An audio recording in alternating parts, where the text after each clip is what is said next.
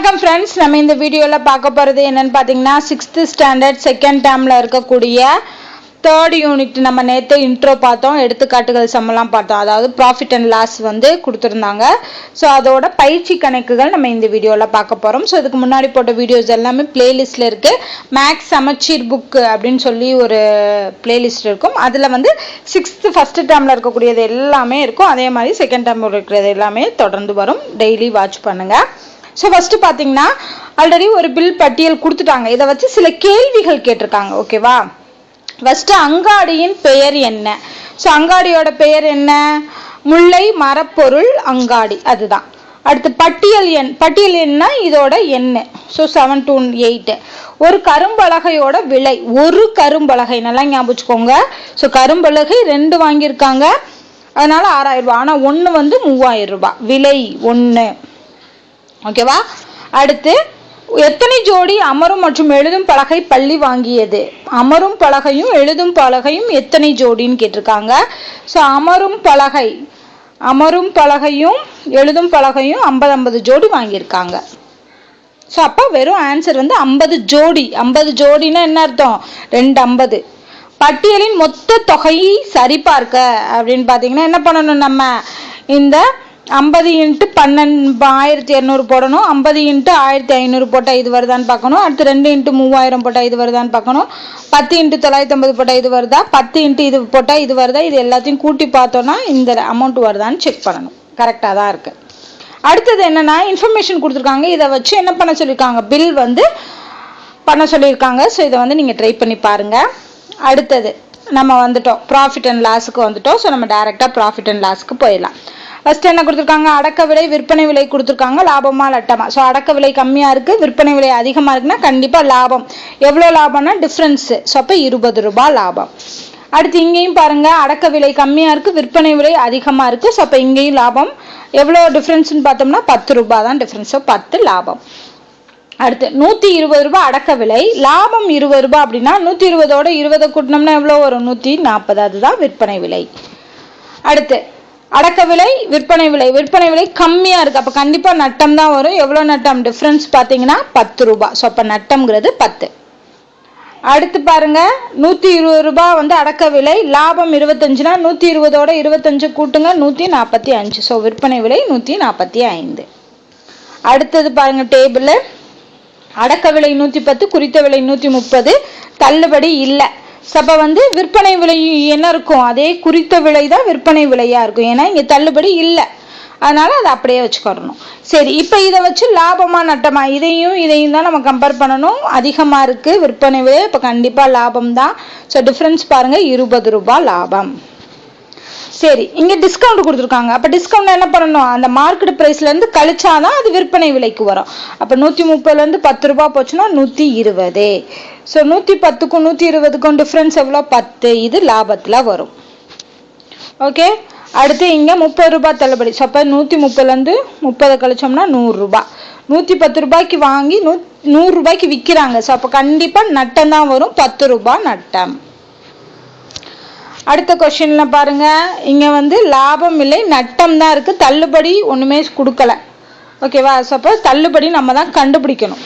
எவ்வளோ? நட்டம் 10 ரூபாய் நட்டமாயிருக்கு. ஓகேவா? ஸோ 10 ரூபாய் நட்டமாயிருக்கு அப்படின்னா ஃபர்ஸ்ட் விற்பனை விலை எவ்வளோன்னு பாருங்க. விற்பனை விலை 10 ரூபாய் நட்டமா இருக்கணும். விற்பனை விலை எவ்வளோ இருக்கணும்? 90 ரூபாயா இருந்தால் தான் 10 ரூபாய் நட்டம் கிடைக்கும். ஏன்னா இது 100 ரூபாய். அப்போ தள்ளுபடி எவ்வளோ கொடுத்துருக்காங்க? 120 ரூபாயிலேருந்து 90 ரூபாய் போச்சுன்னா 30 ரூபாய். இங்கே பாருங்க, நட்டம் இல்லை, லாபம், தள்ளுபடி கொடுத்துருக்காங்க. தள்ளுபடினா நம்ம என்ன பண்ணணும்? குறித்த விலையிலேருந்து கழிச்சணும். ஸோ 110 ரூபாய். இங்கே என்ன கேட்டிருக்காங்க? லாபம் 110 ரூபாய்க்கு 20 ரூபாய் லாபம்னா அப்போ இது 90 ரூபாயா இருக்கணும். 90 ரூபாயா இருந்தால் தான் 20 ரூபாய் கூட்டும்போது 110 ரூபாய் வரும். ஸோ இதை நீங்கள் கிளியராக பண்ணிங்கனாலே லாபம், நட்டம், குறித்த விலை, விற்பனை விலை, தள்ளுபடி எல்லாமே கிளியர் ஆயிரும் உங்களுக்கு. அடுத்த கொஸ்டினுக்கு போகலாம். ராணி ஒரு ஜோடி வளையல்களை 310 ரூபாய்க்கு வாங்கி அவளுடைய தோழி அதை மிகவும் விரும்பியதால் ராணி அவ்வளையலை 325 ரூபாய்க்கு விற்கிறாள். அப்போ என்ன பண்ணுறா? 15 ரூபாய் கூட சேர்த்து விற்கிறா. அப்போ அவளோட லாபம் எவ்வளோ? 15 ரூபாய். இதெல்லாம் சிம்பிளான சம்மு தான். அடுத்த கொஸ்டின், சுகன் ஒரு ஜீன்ஸ் கால் சட்டையை 750 ரூபாய்க்கு வாங்குறாரு. அது அவருக்கு பொருந்தல, அதனால அவருடைய நண்பருக்கு 710 ரூபாய்க்கு விற்கிறார். வாங்கின அமௌண்ட் அதிகமா இருக்கு, ஆனா வித்தது கம்மியா இருக்கு. அப்ப டிஃபரன்ஸ் என்னது? 40 ரூபாய் நட்டம். ஆன்சர் சுகனுக்கு என்ன கிடைக்கும்? நட்டம் தான் கிடைக்கும். அடுத்து சோமு ஒரு உந்து வண்டியை மற்றொருவரிடம் இருந்து 28,000 ரூபாய்க்கு வாங்குறாரு. ஸோ 28,000க்கு வாங்கி அதை பழுது பார்க்குறாரு. எவ்வளோ செலவழிச்சிருக்காரு? 2,000 ரூபாயை செலவழிச்சா. அப்போ மொத்தம் அவர்கிட்ட 30,000 ரூபாய். அந்த வண்டியோட அடக்க விலையே 30,000 ரூபாய். ஆனால் அதை விற்றதும் 30,000 ரூபாய்க்கு விற்றுருக்காரு. ஸோ வாங்கின தொகையும் விற்ற தொகையும் ஒன்றா இருக்கும்போது என்ன வரும்? No profit no loss. லாபமும் கிடையாது, நட்டமும் கிடையாது. இதுக்கு ஆன்சர். அடுத்து முத்து ஒரு மகிழுந்து வண்டியை 8,50,000 ரூபாய்க்கு வாங்குறாரு. ஸோ 8,50,000 ரூபாய்க்கு வாங்கி 25,000 ரூபாய் லாபத்துக்கு விற்பனை செய்கிறார். அப்போ இதோட 25,000 ரூபாயை கூட்டினோம்னா வரக்கூடிய அமௌண்ட்டு தான் விற்பனை செய்த அமௌண்ட்டு. ஸோ அப்போ 50ஓட 25 கூட்டும் போது 8,75,000 ரூபாய்க்கு விற்பனை செய்தாதான் அவருக்கு 25,000 ரூபாய் லாபம் கிடைச்சிருக்கும். அடுத்து வளர்மதி தன்னுடைய முத்து மாலையை 30,000 ரூபாய்க்கு விற்பனை செய்து அதனால் லாபம் 5,000 ரூபாய் பெறுகிறார். அப்பனா அடக்க விலை என்னவா இருக்கும்? ஸோ அடக்க விலையோட லாபத்தை கூட்டுனா தான் 30,000 ரூபாய் வரும். அப்போ 30,000 ரூபாயிலேருந்து நம்ம என்ன கண்டுபிடிக்கணும்? 5,000 ரூபாயை கழிச்சோம்னா அடக்க விலை கிடைச்சிட போகுது. ஸோ கவிங்க 25,000 ரூபாய் தான் அடக்க விலையாக இருக்கும். குணா தனது பொருளை 325 என குறித்த விலை 325, அதுல 30 ரூபாய் தள்ளுபடி குறிக்கிறாரு. சப்ப அப்படின்னா விற்பனை செய்தார் எனில் விற்பனை விலை நல்லா ஞாபகம் வச்சுக்கோங்க. குறித்த விலையிலிருந்து 30 ரூபாயை கழிச்சோம்னா அதுதான் விற்பனை விலை. அப்ப 325 மைனஸ் 30 295 தான் விற்பனை விலை. ஒருவர் ஒரு நாற்காலியை 1,500க்கு வாங்கினார். தள்ளுபடி 100 அளித்த பின் 250 லாபம் பெறுமாறு விற்பனை செய்ய விரும்பினார் எனில் நாற்காலியின் குறித்த விலை எவ்வளவு? நல்லா ஞாபகம் வச்சுக்கோங்க. 1,500 ரூபாய்க்கு, அதாவது இதோட காஸ்ட் பிரைஸ் 1,500 ரூபாய். ஓகேவா? அப்ப இங்க என்ன கேட்டிருக்காங்க? குறித்த விலை கேட்டிருக்காங்க. ஸோ நம்ம ஃபர்ஸ்ட் என்ன பண்ணலாம்? விற்பனை விலை கண்டுபிடிக்கலாம். விற்பனை விலை கண்டுபிடிச்சிட்டோம்னா அதுல இருந்து நம்ம என்ன கண்டுபிடிக்கலாம்? குறித்த விலை கண்டுபிடிச்சலாமா? ஸோ விற்பனை விலைங்கிறது என்ன? காஸ்ட் பிரைஸோட லாபத்தை கூட்டணும். லாபம் 250 ரூபாயை கூட்டோம்னா 1,750 ரூபாய் விற்பனை விலை. இந்த விற்பனை விலையிலிருந்து விற்பனை விலையோட தள்ளுபடியை ஆட் பண்ணோம்னா அதுதான் என்னது? Market price. அப்போ தள்ளுபடி ஆட் பண்ணுங்க. இப்போ என்ன வருது? 1,850. ஸோ இதுக்குரிய ஆன்சர் 1,850. அடுத்து அமுதா அவரது வீட்டில் தயார் செய்த ஊறுகாயை ஒரு பொட்டலம் ஒன்றுக்கு 300 என விலை குறித்தார். ஆனால் ஒரு பொட்டலம் 275 ரூபாய்க்கு தான் விற்பனை செய்தார் எனில் அவரால் அளிக்கப்பட்ட தள்ளுபடி 300 ரூபாய்க்கு விற்கிறாங்க. சரி, இது குறித்த விலை. இதுல இருந்து தள்ளுபடியை கழிச்சோம்னா நமக்கு இந்த 275 ரூபாய் கிடைக்கும். அப்ப எவ்வளவு கழிச்சிருக்கணும்? 25 ரூபாய். 25 ரூபாய் கழிச்சாதான் 275 ரூபாய் வரும். அப்ப தள்ளுபடி எவ்வளோ? 25 ரூபாய். அடுத்து வளவன் 24 முட்டைகளை 96 ரூபாய்க்கு வாங்குறாரு. ஸோ 24 முட்டையை 96 ரூபாய்க்கு வாங்குறாரு. அதில் 4 முட்டை உடஞ்சிருச்சு. அப்போ 24 4 போச்சுன்னா 20 முட்டை. அந்த 20 முட்டைய 36 ரூபாய் நட்டத்துக்கு விற்கிறாரு. அப்போ ஆல்ரெடி 96 ரூபாய் வாங்கின காசு, அதில் 36 ரூபாய் நட்டம் போயிருச்சுன்னா கழிச்சோம்னா மிச்சம் 60 ரூபாய். அப்போ 20 முட்டையை 60 ரூபாய்க்கு வித்திருப்பார். அப்படின்னா ஒரு முட்டையோட விற்பனை விலை என்ன? ஸோ 20 முட்டை 60 ரூபானா ஒரு முட்டை எவ்வளோ? 60 டிவைடட் பை 20. ஸோ அடிச்சோம்னா 3 ரூபாய். ஸோ ஆன்சர் இதுக்கு 3 rupees.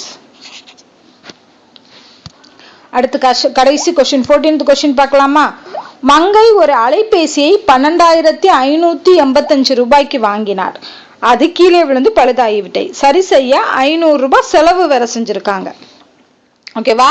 அப்ப 12,585 ரூபாயோட 500 ரூபாயை கூட்டணும்னா அதுதான் அதோட காஸ்ட் பிரைஸ் 13,085 ரூபாய் வரும். இது காஸ்ட் பிரைஸ். இதை என்ன பண்றாருன்னா செலவு செய்து அதை அவர் 7,500 ரூபாய்க்கு விற்பனை செய்தார். அப்படின்னா அவருடைய லாபம் காஸ்ட் பிரைஸ்ல இருந்து என்னது 7,500 ரூபாய், அதாவது விற்பனை விலையை கழிச்சோம்னா கிடைக்கக்கூடியது என்ன? நட்டம் தான் கிடைக்கும். ஸோ அப்போ 7500 கழிங்க. கழிச்சோம்னா என்ன வருது? 5 8 10ல் 5 போச்சுன்னா 5, 12 7 போச்சுன்னா 5. ஸோ 5585 ரூபாய் வந்து நட்டம் கிடைக்கும். அடுத்தது பாருங்க, கொள்குறி வகை வினாக்கள். ஸோ இதுல இருந்து தான் எக்ஸாமுக்கு கொஷின்ஸ் வந்து கேட்பாங்க. தள்ளுபடியானது டேஸிலிருந்து கழிக்கப்பட்டு விற்பனை விலை பெறப்படுகிறது. ஸோ தள்ளுபடியை நம்ம எதுல இருந்து கழிக்கணும்னா மார்க்கெட் பிரைஸ்ல இருந்து. ஓகேவா? எப்பயுமே குறித்த விலை மைனஸ் தள்ளுபடி இஸ் ஈக்குவல் டு விற்பனை விலை. இதுதான் ஃபார்முலாவே.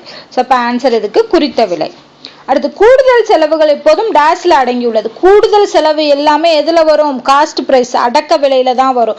ஏன்னா நம்ம காஸ்ட் பிரைஸ்ங்கிறது நம்ம பொருள் வாங்கின விலை பிளஸ் அப்புறம் அந்த கூடுதல் செலவுகள் அதெல்லாம் சேர்ந்ததான் நம்ம காஸ்ட் பிரைஸாவே எடுத்துக்கிடுவோம். அடுத்து லாபமும் இல்லை நட்டமும் இல்லை அப்படின்னா அடக்க விலையும் விற்பனை விலையும் சேமா இருக்குன்னு அர்த்தம். என்ன காசுக்கு நான் வாங்கினேனோ அதே காசுக்கு வித்தேனா தான் எனக்கு லாபமும் கிடையாது நட்டமும் கிடையாது.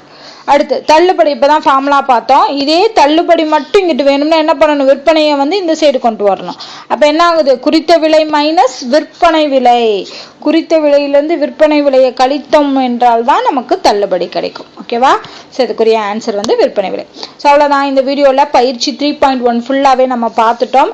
அடுத்த வீடியோவில் பயிற்சி 3.2 பார்க்கலாம். ஸோ பார்த்துட்டோம் அப்படின்னா இந்த யூனிட் வந்து கம்ப்ளீட் ஆயிரும். அடுத்து யூனிட் 4 பார்க்கலாம்.